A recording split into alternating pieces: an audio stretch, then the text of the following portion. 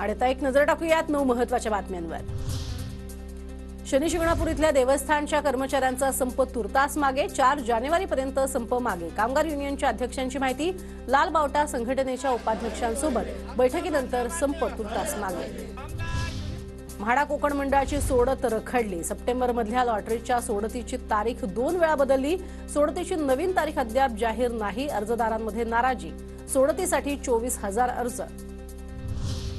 कोरोनाचे राज्यात 28 तर मुंबईत 13 नवे रुग्ण। राज्यात 168 सक्रिय रुग्ण। शहरासह ग्रामीण भागातही रुग्णांच्या संख्येत वाढ।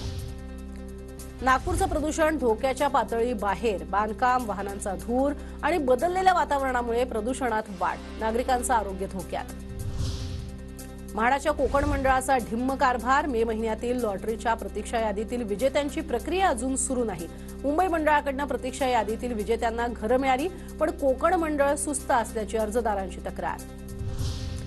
लोकसभा निवडणुकीमध्ये राज्यातील 50,000 मतदान केंद्रावरती चित्रीकरण होणार। मतदान केंद्रावरील गोंधळाला लगाम लावण्यासाठी निर्णय। सूत्रांची माहिती।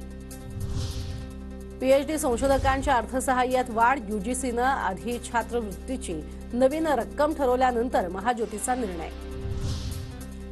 राज्यातील खासगी नर्सरी, बालवाडी लवकरच राज्य सरकारच्या नियंत्रणात येणार। चिमुकल्यांना नर्सरीमध्ये किती वेळ ठेवावं, काय शिक्षण द्यावं याबाबतचा मसुदा शिक्षण विभागाकडून राज्य सरकारला सादर।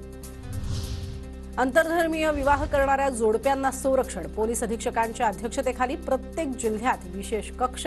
ऑनर किलिंग सारख्या गुन्ह्यांना रोखण्यासाठी जोडप्यांना पोलीस संरक्षण मिळणार।